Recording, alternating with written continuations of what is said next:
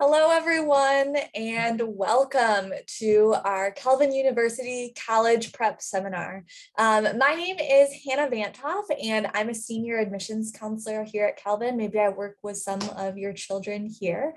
And we're really excited that you're going to spend about an hour together tonight with us, just learning a little bit about preparing for college and next steps and all of those kinds of things. So like I said, we're going to be together for about an hour tonight. And the way that our evening is going to work is that after I'm done talking for a little bit, we're going to hand it over to a couple different people. So the first one is going to be Jay Wise. He's our director of housing, and he's going to be talking about housing and just kind of that stuff for when your students are at Kelvin. After Jay Wise is done, we're going to have Melissa Rousseau, who's our director of admissions, and she's going to talk about next steps and answer any questions that you guys might have. After Jay and Melissa are done, then we're going to hand it over to our parent council. So we've got a couple of parents from the council here. We have Rose, Tammy, and Mark, and they're going to be able to chat with you about maybe their experience as parents, answer any questions that you might have. So I've talked a lot about questions, and questions are really, really important tonight. We know that you guys probably have tons of them that you're wondering. So please feel free to use the Q&A function at the bottom of your screen throughout this time. You can send any questions that you might have, and we'll try to get to all of them and answer as many as possible. We do have another admissions counselor. His name's David, behind the scenes right now. So he's also going to work on presenting and just being able to get some of those questions too. So make sure to use the Q&A function. We want to hear from you guys. We want to know what your questions are. But that's going to wrap it up for me. So now I'm going to hand it over to Jay, who's going to talk about housing for a little bit and talk about all of those kind of next steps. Thank you, Hannah. Thanks for having me on tonight. My name is Jay Wise. I'm the Director of Housing and Operations here at Kelvin, and I'd love to take you through just a little tour of what we have to offer and answer some questions you might have as well.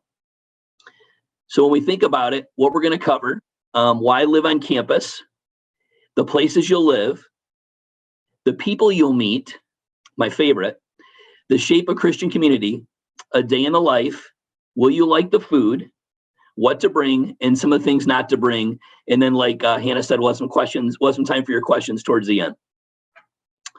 So to start out with, why live on campus? Because it's a requirement, which it is a requirement to live on campus for 3 years beyond high school graduation. But beyond being a requirement, we believe it's important. We believe that friendships are formed, and the opportunity to really invest in the community is a part of living on campus. We don't think that learning stops at 3 o'clock on a Friday when the student comes out of the science building, but it continues with the people you live with, the friendships you make, the floors you live on, and the experiences you have. Learning outside the classroom with learning to deal with people, getting along with your roommate, your suite mates, learning about healthy relationships, faith development. We really feel here at Kelvin that one component is we want you to grow in your faith while you're here. That's a thread that's going to run throughout your experience. Social responsibility, self-management. For a lot of students, it's the first time in their life that somebody's not waking them up or picking them up or reminding them what they're doing. And so learning to make choices for yourself is important in wise decision-making. Why live on campus as well? It's a once-in-a-lifetime experience. So one of the things I tell people is you're probably not going to live with people your same age, eat at the same time a day, and do the same activities again until you're probably in the retirement home someday. But beyond that, it's a great place to live. Beyond the residence halls, so a couple things to think about. First of all, the residence halls, the experience that students have. And most students will move into the residence halls as first or second year students. Our residence halls are set up suite style. You can see there's a lobby in the middle. There's a first year students are on one side of the bathroom and returning students are on the other side of the bathroom. They each have a room, and we have a floor of about 35 students. We have a wing of men and a wing of women, and we have an RA, resident assistant, on each floor as well. We have done a really good job the last couple of years of going through and making our communities wireless. And so I know that I talked to our IT department a few weeks ago, and I think the average mobile devices that a student has now is 6.2 or 6.5. And so we know there's more and more of that going on. And so we're trying hard to keep up by making all of our spaces wireless, including the residence halls. Student rooms are kind of like big Lego sets. We mix and match. We have a furniture company here in town called RT London, and that company is that's the company that has produced the furniture.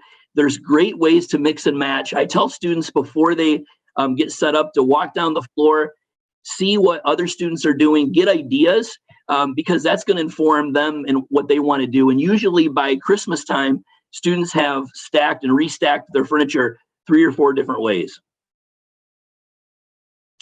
Each floor has a coffee kitchen or a kitchenette, and that's a way for students to make brownies, make ramen, make macaroni and cheese. They can use the refrigerator. We have a little stove there and a microwave. Also a good meeting place too. We have study basements. So some students like to study in the room, and that's fine. But for other students, they like to get away and make a different space or study area. So we offer some different spaces in the building for this. This is kind of a common space. A lot of our floor meetings or building meetings will also take place in this area. Just a nice lounge area. We have a lot of our buildings have solariums or connectors, which is more space again for students to take a look at, to study, to hang out, to mix and match. A lot of times we'll have a lot of our meetings down here.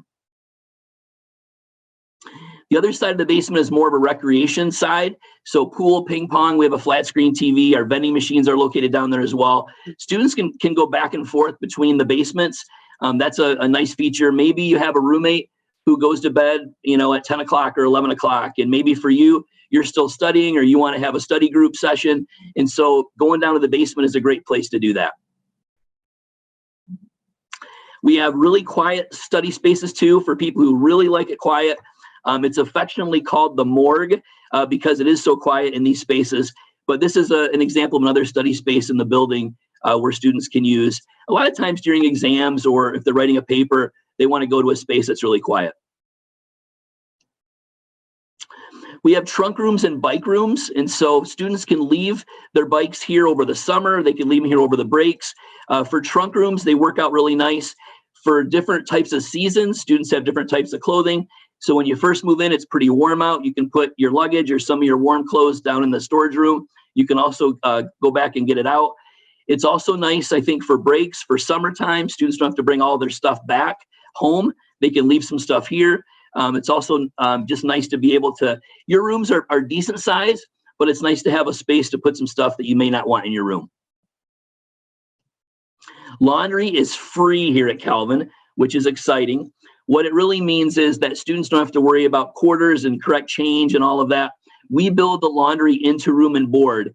And so we realize that students like the convenience of that. The feedback we've heard the last few years has been, yes, it's been really nice to not have to worry about coins and worried about how many loads they have to do. And students, for the most part, haven't abused that, which is great. Another unique living option, and for a lot of students, when they apply and fill out their housing application, they will look for a traditional residence hall floor or traditional residence hall room, and that's fine. For some students, they're looking for more of a living, learning community, and we offer a few of those here on campus. They're located in the Van Rieken building. One is called the Honors Community, and so these are students that are in the Honors Program, and you can be in the Honors Program and not be on the floor. In fact, a lot of students are. But for some students that really want to be on the same floor with other people that are also in the program, this is an opportunity to do that. Another living learning community is called Grassroots. This is a community for students that want to learn about racial reconciliation and anti-racism in this climate in 2022. And they usually do a book study, and a lot of times they'll do a common study together. This is a popular floor as well. And then the other floor located in that wing is called the Creation Care or the Recreation floor. And this is for students who really have a desire to see like God's creation through nature. It might mean a common backpacking trip. It might mean going up and doing a canoe trip or just really experiencing the outdoors in God's creation. For all of these communities, if this interests students, on the housing application, there's a link, a drop-down box that they can click on and fill out. It's a separate application within the housing application for those 3 communities. Next, for places you'll live, For a lot of students, for the first 2 years, they live in the residence halls. And then for the third year and fourth year, a lot of students like to live in the apartment community, which is across the East Beltline, called the Knollcrest East Apartments. And most of these have been renovated in the last 6 or 7 years. They're 2-bedroom, 1 bath. They have a full kitchen, so students can cook for themselves. Some students like to do that. They like to get groceries and cook. Other students do like to keep some sort of meal plan. And for them, we offer some community dining plans that are smaller plans than a larger plan that maybe a first or second year student might have. But it does allow them to eat lunches or eat some meals in the dining hall. These communities in Knollcrest East, they have RAs, they have resident assistants. They also have programming. So for students that are looking for a way to stay involved and engaged, four students is considered a full apartment. We do have 3 students in some apartments. And so we'll work with you depending on a friend group. And that's part of we just went through our apartment selection the last couple weeks. So we're starting to put groups together and fill our apartments, which is fun. The people you'll meet, now my favorite. A resident director is a full-time professional staff member who lives and works in the residence hall.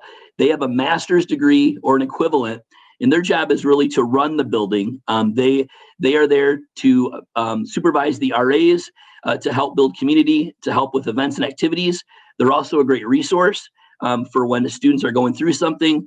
We had a student's grandparent die a couple weeks ago, and our resident director was excellent at just talking with the student and saying, hey, how can I help? We're thinking of you.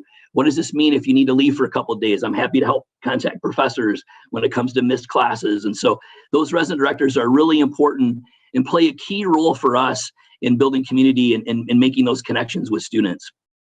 Resident assistants are typically juniors or seniors. Think of a big brother or big sister on the floor whose job it is to build community on the floor and build connections. They're going to get to know all of the residents. They're also going to be a resource when it comes to taking classes or registering or moving in or moving out, or just being there to build community and be a helpful voice. Other student leaders that students will be involved in and have connections with. We have a RET team, which is a residence hall executive team. Their job is really to plan events and activities for the building, for the floor, and also for the building as well. Roommates and suite mates. This is always a fun thing to think about too. We will honor, so if students have a roommate request and they make it known to us, we will honor that request. But for a lot of students, let's say about a third of students have somebody in mind they want to room with, but about 2/3 of students don't, and that's totally fine. They fill out the housing application and we take a look at it. We put it through a computer system. Think of it as like an eHarmony for roommate matching. And then we'll also look at it through human eyes as well to see where those good fits are. And we won't force it. Sometimes we'll look at one and say, you know what, these people could be roommates, but we'll wait a little bit and see if there's even a better match that comes along. So we'll do roommate matching. We'll send out some emails early June, and we'll notify students who the roommates are. And then we do pair people up all throughout the summer. And so sometimes people say, hey, Mr. Wise, my friend found out who his roommate was in early June and I didn't. What's wrong with me? And I say, nothing's wrong with you. We're still working on it and we will communicate with you as soon as you have somebody.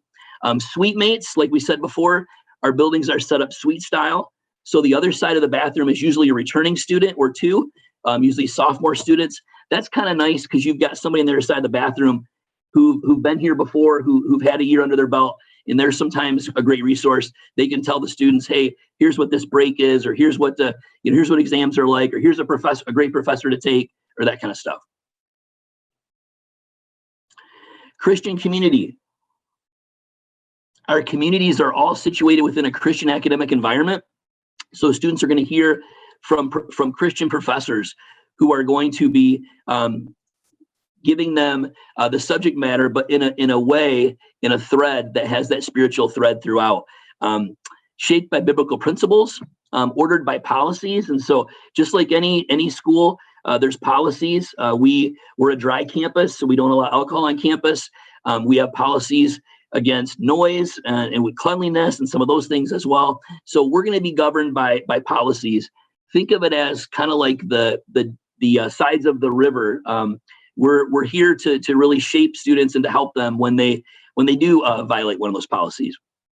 And then we're influenced by student participation. I mean, that's the number one thing. Students are the lifeblood of residents' life.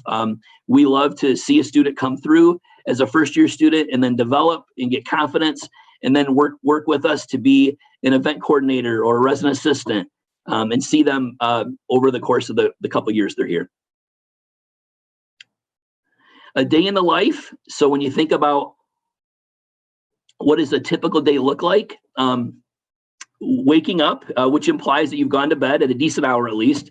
And that's hard, I think, for some students those first few weeks, trying to figure out, hey, what's it look like if I don't have a bedtime or I don't have somebody waking me up? Nourishment, like I said before, we really value the dining hall, and we want students to have nourishment, both, with food, but also with their studies and also with their spiritual time. Academic schedule, studying, keeping up, wellness activities. We have a great fitness center here on campus. We want students to balance work and life. Some of them might have an on-campus job or be involved in a club or organization or an intramural. And those are all great. Those are great ways to round out your experience. And then a healthy student, I think, balances these well. They have time for studying, but they also have time for getting to know students, being involved, and then also time to rest as well. Will you like the food? The answer here is yes, a resounding yes. We have lots of great options here on campus. Our dining staff will work with students if they have dietary restrictions or allergies, gluten-free, vegan options. A lot of times students will say, hey, I'm surprised at all the different options I have given my situation. All students, whatever meal plan they choose, will get night bucks loaded onto their card. They can use at our Pete's Coffee Shop or at our retail location, Johnny's, as well. The dining staff works closely with students, like I said before, when it comes to allergies. For incoming first-year students, they have two choices. They can pick a core 19, which is 19 meals, or they can also do an unlimited plan as well. And then what happens is, after they've been here for a little bit, they have more options that come their way. What to bring here at Calvin. So we do have extra long twin beds. So that's a common question people have in the summertime. Hey, what kind of sheets should I bring? Bring the toiletries, bring pillow, soap, towel, detergent, laundry basket. Like I said before, clothes for all types of weather. So like we have a day today, it's a little cold, a little rainy out there, but we've had great weather as well. Room decorations, we really want students to make these rooms their own in their home. And so we want them to put posters up. We want them to decorate the rooms. So bring some of that stuff with you. We really want students that are going to make that room their home. Usually what's cool is by the time Thanksgiving comes around, a lot of students will be excited about coming back and saying, hey, I can't wait to come back and see my friends and other people. And so that's exciting. Computer, obviously a lot of students have laptops. Bring headphones to be respectful of your roommate and suite mates. Bring a planner, or if you have an electronic planner, but a way to keep track of what's going on. You can bring a hot pot or a coffee pot. You can bring a lamp. Like I said before, we have some industrial lights, but those soft lights are always nice to bring. Lamps are great. Power strips are also a great thing to bring. Bring Bible and bring other good books. We know that students are going to start to set habits when they're here at college. And so starting those good habits are great. And it's a good way to be involved. Things you may bring, but do not need to bring. Your cleaning supplies, small refrigerator. You can have a refrigerator that's 4 feet or smaller. You're welcome to bring that. Bicycle. You can have a car. So first-year students can have a vehicle on campus. There is a parking fee that you pay through campus safety, but first-year students can have a vehicle. We have a great public bus transportation system here called the Rapid. And so students do not have to have a vehicle. There's lots of great ways to get around town on the bus, but if students do want to have a vehicle, they definitely can. TV, gaming consoles, etc., are all things to bring to have fun with. What not to bring? So obviously weapons, and we also say airsoft guns. We've had hunters in the past, and that's fine. But please leave your weapons at home. Fish, pets except fish. So you can have fish on campus, but you Yeah, you can have fish on campus, but that's the only real pet, unless you have an ESA, which is an emotional support animal. Obviously, alcohol, drugs, or anything, even those things that I think can be decorative, like posters, we really don't want to. We want to be accurate in our portrayal of what we're portraying and what our students are portraying. And so we're going to have a conversation with them and say, hey, does this poster, is this really who you are? Is this really signifying who you are? And so leave those things at home. And like we said before, the dorms aren't huge. So bring anything, leave anything you really don't need, either at home or in the trunk room in the basement. We're here to support you. And I kind of went through that quickly. A couple things to think about, and then I'll turn it back over. The housing application is online when you go into your slate. It's one of the accordions of things you fill out. My advice is to be as accurate and honest as you can. Most students are pretty transparent, but that helps us to be able to match you well with somebody else. And so some students say, hey, I filled it out real quickly in the car, or I had my family fill it out for me. I always tell them, fill it out yourself. Try to be as honest as you can. There is a nice text box towards the bottom of the application that gives you a chance to add anything else that you think we didn't ask that you may want us to know about, and that's helpful as well.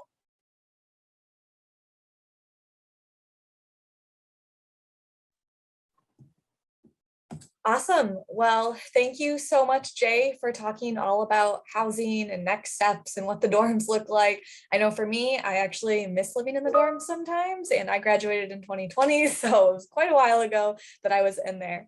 But it is a really great place to live. And yeah, like he said, if there are any other questions about housing, just about how to find it on your status page or anything, you can always have your child reach out to their admissions counselors, whether that's me or anyone else on our staff. We would be more than happy to kind of walk you through those different types of steps, help you get connected to residence life or housing or anything if there are any questions. But now, as we wrap up housing, we're going to move over into making the college decision. So just kind of next steps and all of that kind of stuff. Unfortunately, Melissa was having a little bit of problems with her Wi-Fi. So David, our other admissions counselor that I was talking about, is going to hop on and he's going to talk about next steps for you. Yes, so unfortunately, you guys are stuck with me instead of Melissa. But the next steps from here on out, as the students are kind of working through their college decisions, we would love to have them come visit Calvin either for the first time or come see Calvin again. We've got a couple events coming up, Admitted Student Day this Friday and next Friday. So if that works with spring break schedule and everything, that would be an awesome one. It's just a different way to come see campus and a little bit different activity-based kind of stuff going on then. Once students are kind of working towards that college decision, the first kind of major step would be to submit an enrollment deposit. So we view the enrollment deposit as basically the official commitment that your student is coming to Calvin. That will confirm their spot within that freshman class, and then it'll also kind of open up students to their next steps. So after the enrollment deposit is submitted, that is when some of those applications we've been talking about, the housing application, the orientation registration, there are going to be health forms to submit and a couple other pre-college steps. That will all happen after the deposit is submitted. So those documents and those items to complete can all be found on the student status page. If students have not seen this yet, it would be a great idea to log on to that. It should be similar login credentials from when students applied. If you are having any issues, let us know. We'll be able to reset any accounts or help out with any troubleshooting there. But yeah, after the deposit comes all the next kind of fun stuff for preparing for college. So a lot of the stuff that Jay mentioned, the housing application, I think Jay, roommates are probably going to be getting paired right around June 1st. Is that right? Yeah, David, we'll receive housing applications up all summer long, but we'll do our first big batch right around mid-June. So if they can get their materials to us, early June, they're going to be included in that first batch, which is our largest batch, but we'll do 2 or 3 other batches through the summer as well. All right, perfect. And then other things to look out for during the month of May and June would be orientation. So there's a few different options for orientation, and there's actually a few different parts to orientation. So the first part is like an academic orientation. It's a little bit more academic focused. Students will have the option to do an online version of that or an in-person version of that.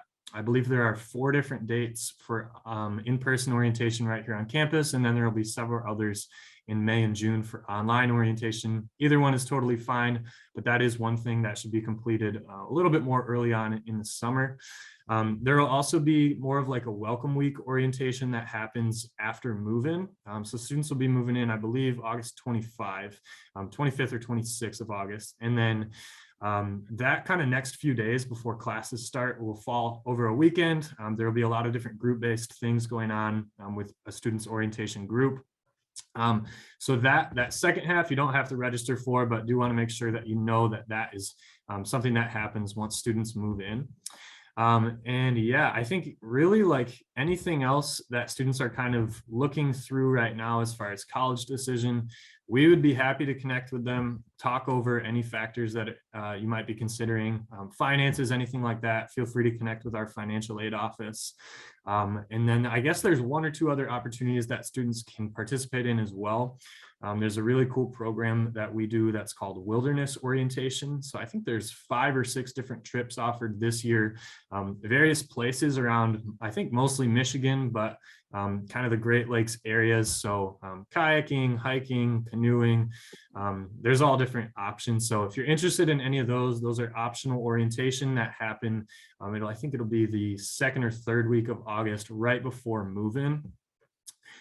So those are definitely encouraged for students to take a look at. A really cool way to build community with students who are all coming to Calvin but don't really know each other yet, and then spend a week kind of off on the wilderness with some Calvin staff and faculty too. So a lot of good feedback on those programs.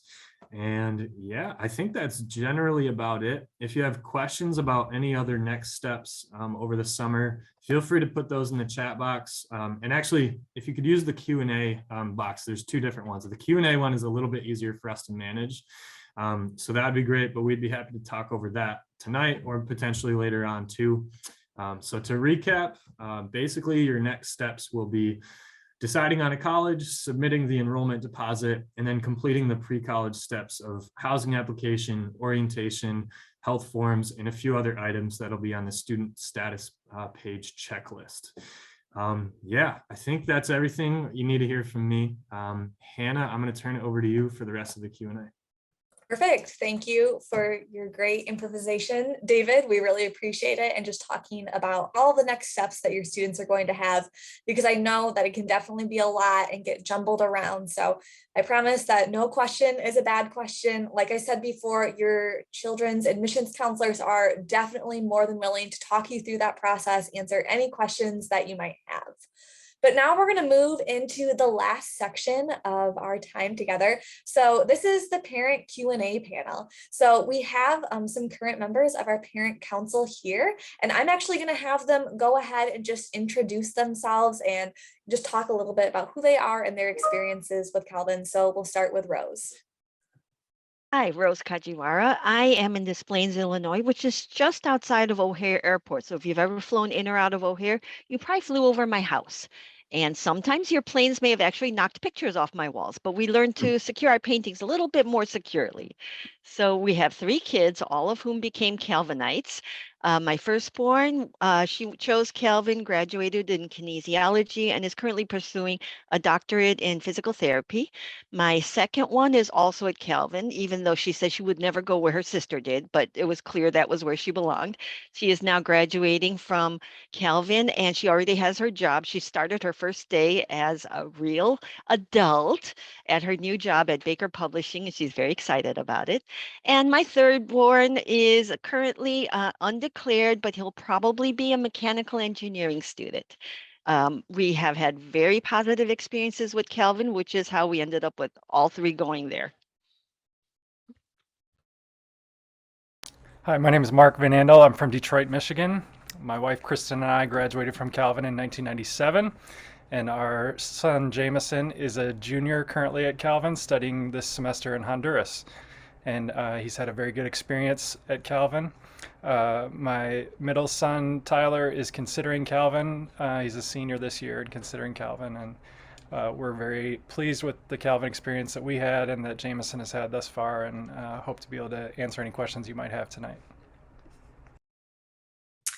My name's Tammy Van Veldhuizen. I'm from Brookville, Maryland, and that is just north of Washington, D.C. So I'm a little ways away. My husband and I both met and went to Calvin. That's where we met. My oldest daughter graduated in 2018, and she just completed her doctorate of physical therapy from University of Michigan in August. My second son is a junior at Calvin right now, studying finance and enjoying every aspect of Calvin that they could possibly offer him. And then I also have a senior in high school who just, he put his deposit down at Calvin. So I'm thrilled to say, yes, that I'll have another 4 years at Calvin. So we're really excited. Awesome. Well, we're all very excited that you guys are here, just being able to chat with us a little bit. And we're very thankful that you're taking some time to talk with prospective parents about what your experience has been. So we're going to kind of start off with just some Q&As for both the parent panel, and Jay, you might have to pop in here every once in a while too. But one question that we've been getting a ton of is just regarding if any of your students were on any sort of athletic teams or anything like that, and if it's possible to request a roommate from that team, if roommates are typically paired up from athlete to athlete from different teams, same teams, if that's something that they should work with through the coaches. If anyone has some insight into that, that would be great. Are you going to talk, Jay? Because my daughter was on the soccer team. You go ahead, Tammy. You can start. Well, I was seeing all those questions, and my daughter, she played on, as you can see, I have my Calvin Knight soccer shirt on. Just happened to be. She played soccer for 4 years there, and she actually found her roommate on a Facebook page that during the summer the athletes were all on, and I think it was specific to the women's soccer team. But they ended up talking, hitting it off, and deciding they were going to be roommates and put in a request for that. But several on her team, didn't have roommates and actually liked that. So I think it kind of depends on your child. It is nice to have the same schedule, but then again, it's kind of nice to have another set of friends and another peer group other than just your teammates. So I think it really would be dependent on what your student would want. I don't know if you agree with that or not, Jay, but that's kind of what was her experience, that some people really like to have a break from the team and have another peer group. And, but it really worked out for her really well to have someone on the team. Oh, well said, Tammy. I think that's true. I mean, I think with student schedules the way they are, when you write on your application, you can say, hey, I'm a swimmer, I'm in track or whatever. And if there's somebody who matches well with that, great. If you do, we have worked through coaches before where coaches say, hey, I know these two students, I think they would be great roommates, and we'll work with that as well. So either way works. Sometimes what happens, which is funny, is we'll pair people and then they'll come to an orientation, or their families will be vacationing up north, and they'll hit it off and they'll say, hey, Mr. Wise, I know you gave me so-and-so, but I really want to switch and I want to room with so-and-so. And we'll honor that. Like that happens during the summer as well, whether it be online, whether it be, different places people meet. But if you meet and you want to room with somebody, we'll honor that.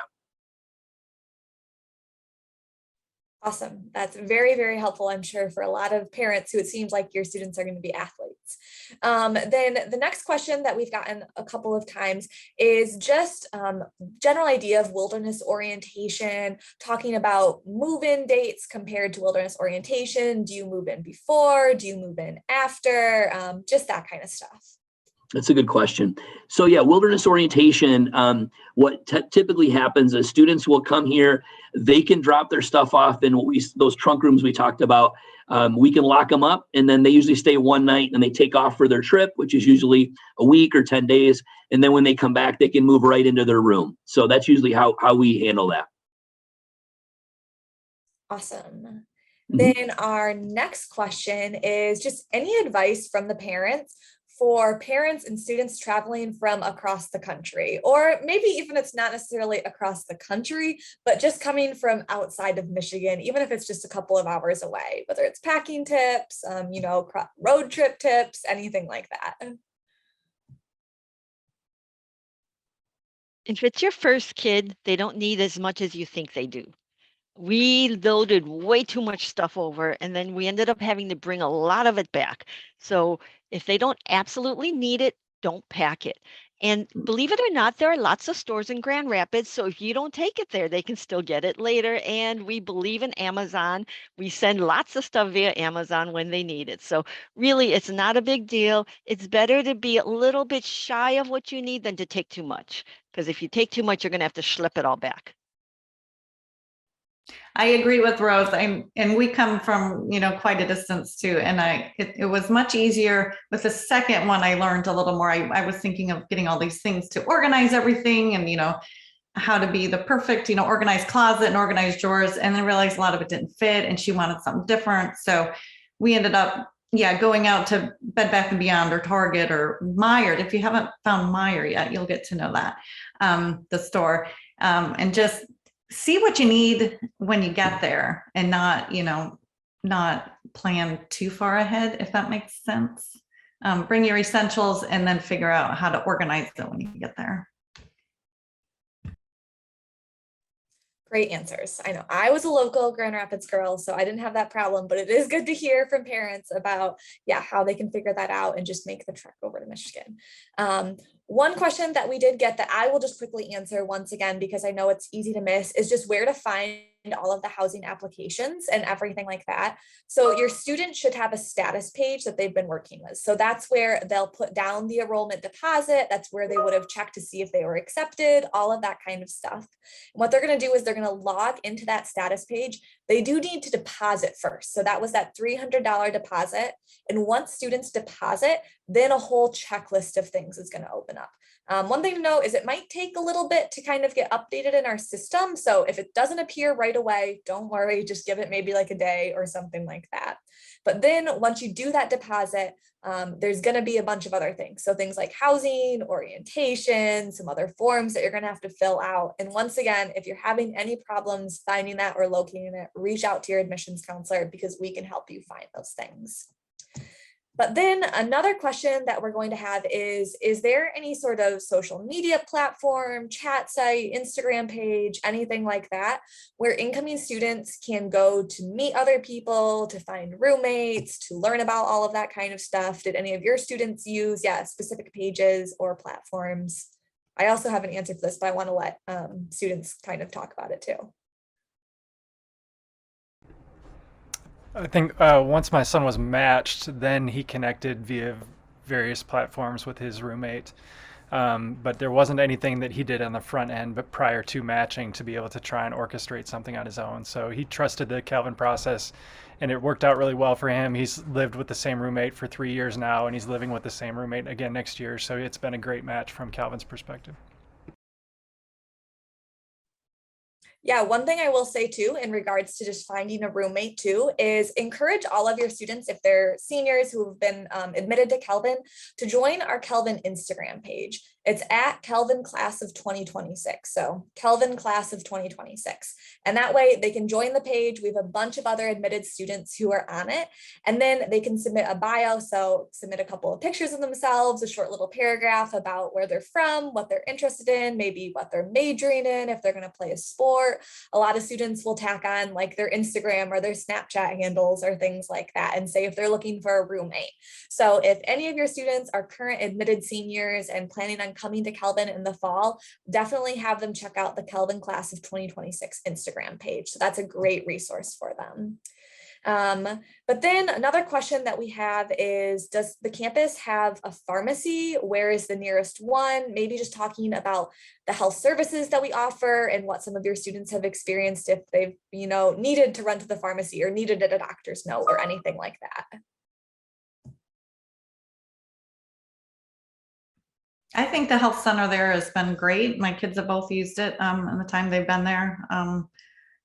Especially during COVID, I think they've been very responsive. My daughter got an injury when she was playing soccer and they were very helpful. Being far away, it's nice to know that they're there to help and kind of be a surrogate parent for you and navigating that healthcare without you. So I think they've done a really good job. I don't know if I think they did give medications out, generic forms without having to go to the pharmacy. But I think if you need prescriptions, I could be wrong, they had to go off campus. Is that everyone's experience? Yeah, and it's not that hard to go off campus. odds are somebody who's 1 or 2 doors down from you has a car and is perfectly willing to give you a ride. My kid never had a car the first couple of years, and she was fine. Her friends would drive her wherever she needed. Every weekend, they'd go to Meijer and go get their stuff. So it was never a problem. Awesome.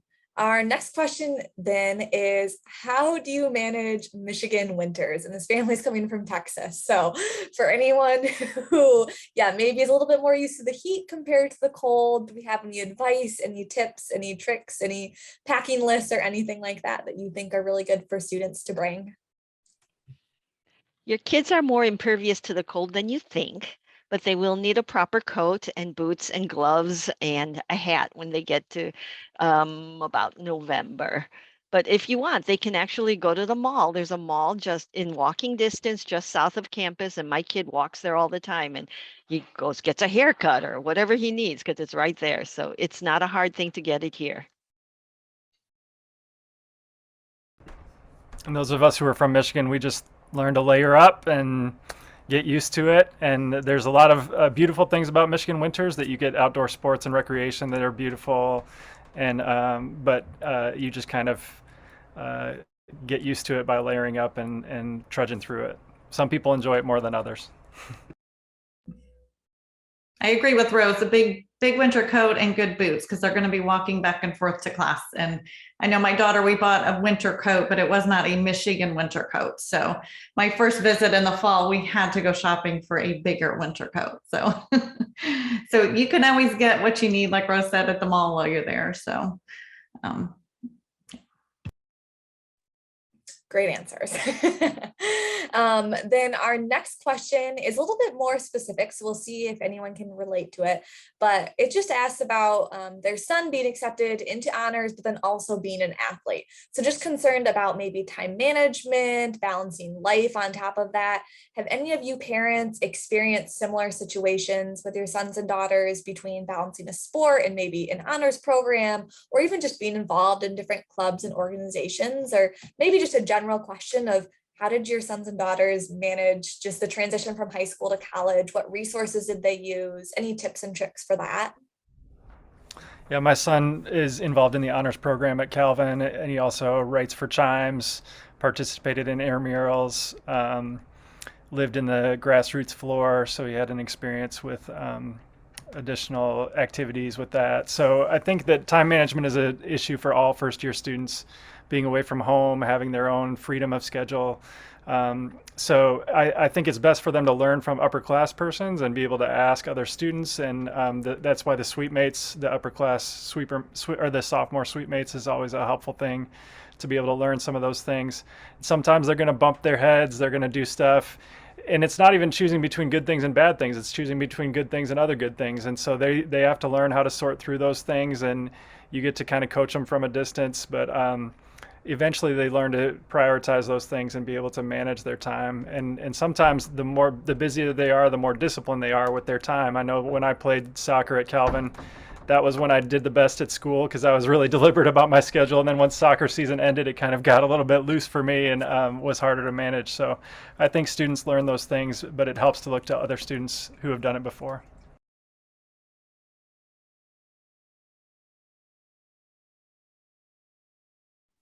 And I think one thing that's harder for some of our kids, because they were such good students in high school, they're not used to asking for help, but they have to learn to ask for help. Just because you got 5s in all your APs does not mean you're not going to need help when you get to Calvin.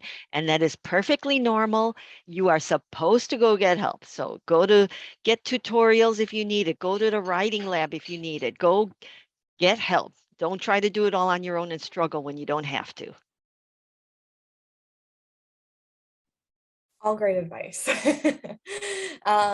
The next question that we have is just talking about how it seems that a lot of times there's a lot of students coming from the Grand Rapids area. So a lot of local schools that we have students coming from.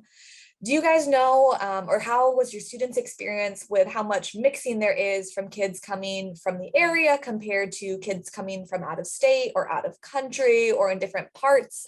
Did you find that your students were mainly friends with people from the Grand Rapids area? How did they kind of start to branch out and meet other people? A lot of that started during orientation because they met a bunch of people and they were from all over the place. So my firstborn, her best friends are in California, Virginia, Detroit. There's a local, they're all over the place. And that's one of the beauties of this. Oh, one of her friends is actually a missionary kid. So she lived in Europe for most of her life. So that's one of the beauty of this kind of community is that they get to meet people of all different backgrounds, all different geographies, and learn about each other and their other cultures. And it's a really great learning experience. So you don't have to worry. The locals will mix fine with the non-locals. I have the same experience as Rose. My kids were, they have friends from all over, from California to, locals in Michigan. And it seems like everybody, I think that was a little concerning for both of my kids, that the local kids would be more cliquey. But then when they actually got there, and like you said, Rose, the orientation groups, they're just a fantastic way to meet other people. And the people that were local did probably have a bigger friend group, but they included, my kids, and it really worked out well. And I will say, just from even an admissions standpoint too, about 50% of our students are either from out of state or out of country. So it isn't all students from Michigan or the Grand Rapids area. Kind of like I mentioned a little bit earlier. So I was from the Grand Rapids area. I lived about 15 minutes away from here and then came to Calvin with a lot of other local students. But surprisingly enough, most of my friends were either from out of state or out of country. And I know David, the other counselor who kind of improvised earlier, he's also from the area and he was kind of the same way. So I think Calvin does a really good job of encouraging students to meet people from all over. And that was one of the reasons that honestly really drew me to Calvin, is that even though I was from the Grand Rapids area and I did know a lot of people coming to Calvin, I knew that Calvin was going to be a really great place for me to meet students who had different backgrounds, who had different thought processes, who had totally different upbringings from me. And that wasn't something that I was necessarily going to get at some of the other schools I was looking at.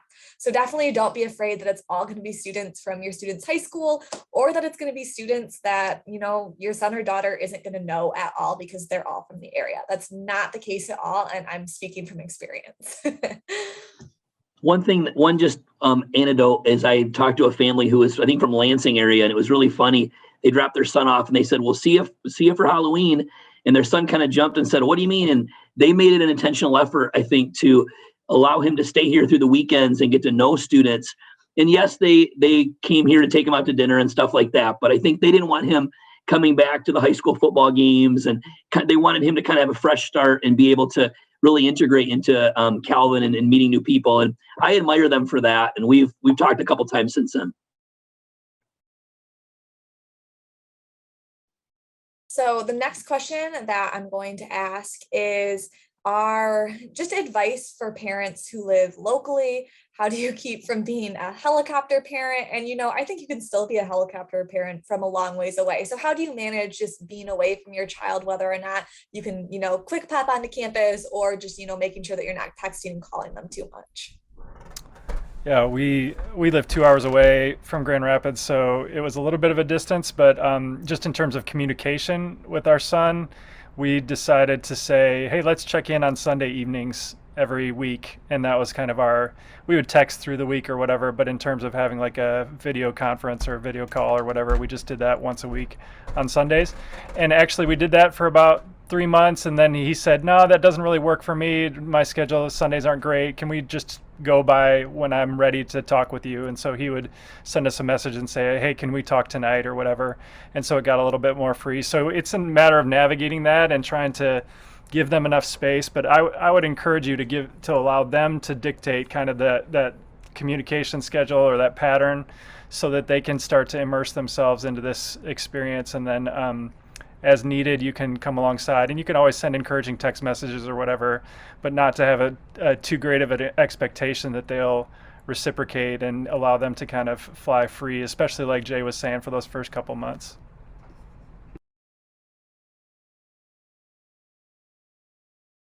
We did the same thing, Mark. We talked every Sunday evening. We still do, because our kids still never came back to Maryland. So, and we let them, yeah, like you said, dictate. If they can't talk, fine, it's fine. But and nowadays when you can text, it's so nice to just do a quick check-in without having to make it a big deal.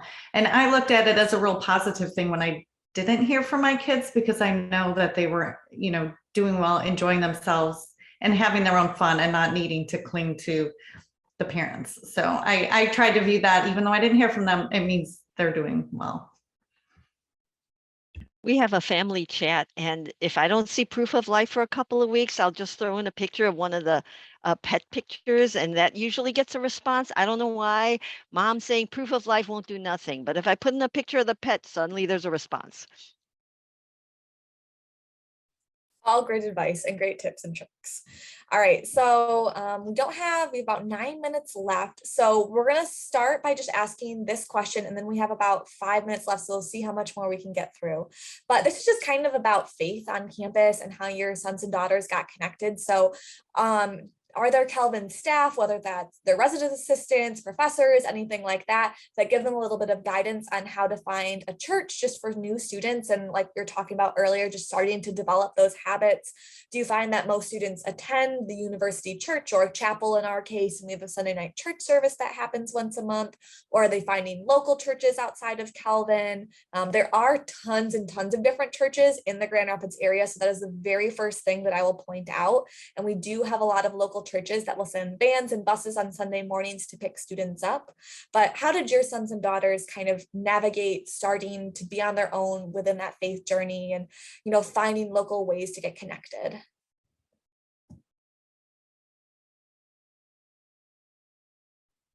Well, Pastor Mary's fantastic. So the university provides for the chapel service, and she has a great staff. So when the kids need some spiritual counseling, they've never had any trouble getting an appointment. So right off the bat, there's that built-in network. And then this is where it came in helpful to have local friends, because the local friends know local churches. So then they'll be like, hey, you want to come check out my home church? And they can kind of hop around a few times and find the one that fits them, the worship style that they're most accustomed to, that really feeds them, and they find their way. It works out. My oldest found a church that fed them. That was a big incentive for them. But she tried out different churches and went with friends. The great thing is it's a faith community, and if you didn't like this church, there's always somebody else going to a different church, and you can find what works for you. There is the one on campus to go to. And they also have the Barnabas, is it called Barnabas on every floor, which is kind of like how would you describe them? A spiritual, like a counselor type? I don't know, help me here, but I know encourager, yeah. On every floor. And so I know there's floor devotions, dorm devotions and stuff. There's just a lot of opportunities for spiritual growth. I thought my kids took advantage of. Yeah, my son ended up attending a local church with his roommates. His roommate's older sister had a history of going to church, and so she'd pick them up in their car and they'd go together. And I think for him, it was a good chance to get off campus and to interact with other adults and be part of like a larger community that wasn't connected directly to the campus. So I think it's worth exploring that as an option, or encouraging your kids to explore that as an option. Oh, one other point. Because Calvin does not make chapel attendance mandatory, the kids that are there want to be there. So it's a true worship experience. The kids are taking ownership for their faith, and they're growing in their faith. So I really like that. I think if you ever go visit your child at Calvin, you have to go to the Friday chapel. It brings tears to my eyes. I've been a couple times, and like you just said, Rose, the kids want to be there. It's not mandatory, and to just sit there and watch all the kids stream in during their break just to worship, it's pretty amazing. Awesome. Well, we'll end with one last question, which is for Jay. And this is, we need some advice for our tall students. What can you give us? Is it possible to remove the footboards at the end of the bed? We have a parent who's a little worried that their son might not fit. Any advice? Yeah, I think it'll fit. We do work individually with students, and we're happy to help. in any way we can. And so, yeah, we've had different accommodations made. I could probably write a book about the different things we've done to help students. But yeah, don't worry about the beds. We'll make sure we get something that fits. Usually they're fine. Even tall students are fine. But how you configure the furniture and what you do can really help, can help make the experience even better. Awesome. Thank you, Jay. Yeah. I think we're going to start wrapping up there just a little bit. I know we had tons and tons of questions, so hopefully we were able to get through all of them, answer them adequately. But like I've said multiple times, if there are any questions that you feel like you'd like some more information about, that you weren't really sure about the answer, that you want to get connected with other people on campus, reach out to your admissions counselor, whether that's myself or David or anyone else on our staff. We would all be more than welcome to just talk with you, chat with you about different options and ways to get connected. So I want to say thank you to our parent council. You guys are amazing. Thank you for giving us some great advice, for talking about your son and daughter's experiences, your own personal experiences as parents, because we know that that is very, very important too. And thank you to Jay for just chatting a little bit about the whole housing options and experience and making sure that our students are very well taken care of. We really appreciate all of you parents out there just listening to. We know that's a really big decision to send your sons and daughters to college, whether that's in your backyard or, across the country. And we're really, really excited that you're all considering Calvin and that you're really just moving forward in that admissions process, whether your sons and daughters are seniors coming here in the fall, or you have parents or kids who are freshmen right now and just starting to think about that process. So we would be more than willing to talk with you at any point if anyone has any questions, but that's going to be it for us tonight. Thank you everyone for coming and taking some time, and we hope you have a great rest of your evening.